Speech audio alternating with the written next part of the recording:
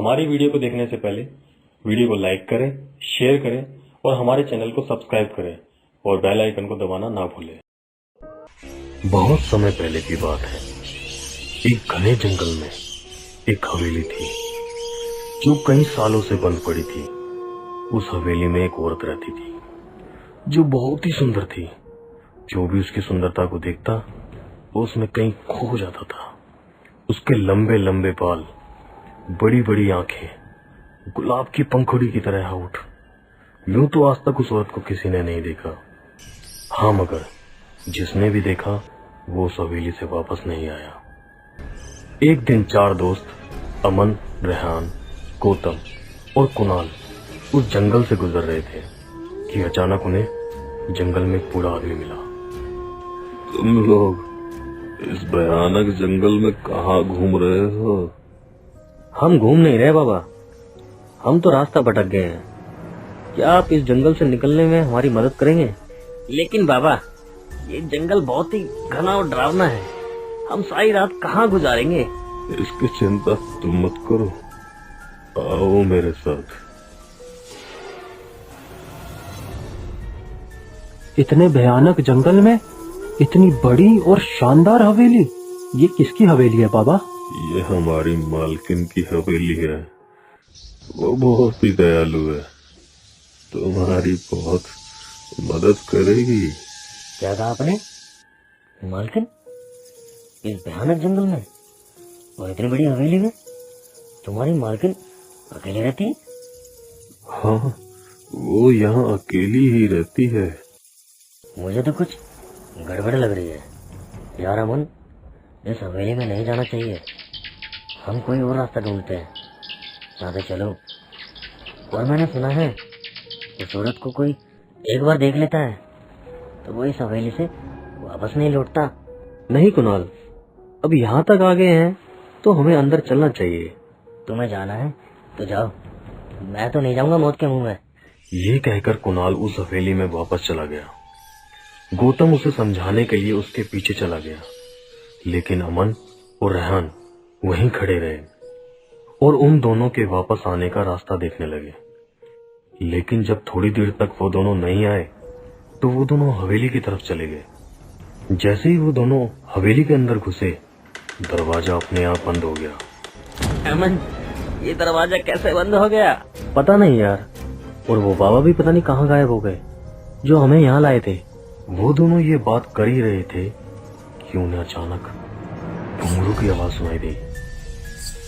उन्होंने उस आवाज की तरफ देखा तो सीढ़ियों से एक बेहद ही खूबसूरत औरत नीचे उतर रही थी। उसको देखकर दोनों की आंखें फटी की फटी रह गई। वो औरत उन दोनों के पास आई और बोली, तुम दोनों का इस हवेली में स्वागत है। तुम दोनों आज रात के लिए मेरे मेहमान हो। आओ, मैं तुम दोनों को तुम्हारे कमरे दिखा दूं। अमन और रेहान बिना कुछ बोले उसके पीछे पीछे चल दिए। उस औरत ने दोनों को अलग अलग कमरा दे दिया। वो दोनों अभी भी उसी के बारे में सोच रहे थे कि अमन के कमरे में वो औरत आई और उससे बातें करने लगी। तुम इतने घने जंगल में कैसे पहुँचे? हम रास्ता भटक गए थे। कोई बात नहीं, सही जगह आए हो। बताओ, क्या सेवा कर सकती हूँ मैं तुम्हारी? यह कहकर वो औरत अमन के बहुत नजदीक आ गई और उसे अपनी बाहों में ले लिया। उसके बाद अमन को कुछ पता ही नहीं चला कि वो औरत उसके साथ क्या कर रही है। थोड़ी देर बाद अमन बहुत गहरी नींद में सो गया। उसके बाद वो औरत रेहान के पास गई और रेहान के साथ भी वही सब कुछ किया जो अमन के साथ किया था। रेहान भी गहरी नींद में सो चुका था। आधी रात हो गई थी। अमन और रेहान की आंखें खुली तो उन दोनों ने खुद को हवेली के नीचे बने तहखाने में पाया। अरे, मैं यहाँ कैसे आया? हाँ, वो लड़की कहाँ है? वो तो मेरे पास भी सो रही थी। अब उन दोनों को इस बात का एहसास हो गया था कि वो किसी मुसीबत में फंस चुके हैं। तभी उन्हें फिर से घुंघरू की आवाज सुनाई दी।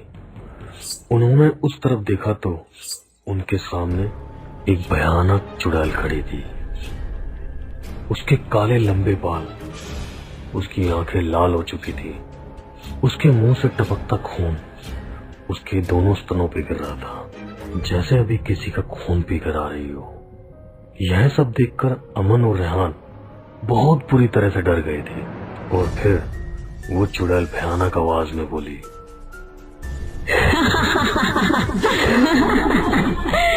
कैसी लगी मेरी मेहमान नवाजी? अब मैं तुम लोगों का खून पीकर अपनी प्यास बुझाऊंगी।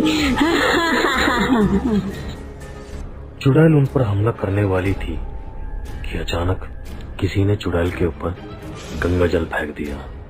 गंगा जल की वजह से चुड़ैल बहुत दूर जाकर गिरी। अमन और रेहान ने ध्यान से देखा तो ये कोई और नहीं बल्कि कुणाल और गौतम थे। उनको अपने सामने देखकर कुणाल और गौतम की जान में जान आई। और फिर गौतम बोला, हमें तेरी सारी सच्चाई पता चल गई है। तू मासूम लोगों को फंसाकर अपनी हवस का शिकार बनाती है और फिर उनका खून पीकर उन्हें जान से मार देती है। हमें तेरी कमजोरी पता चल गई है। तू इस पवित्र गंगा जल से ही मरेगी, तो ये ले मर। यह कहकर कुणाल ने सारा गंगा जल चुड़ैल पर डाल दिया, जिससे चुड़ैल जलने लगी और वहां से गायब हो गई।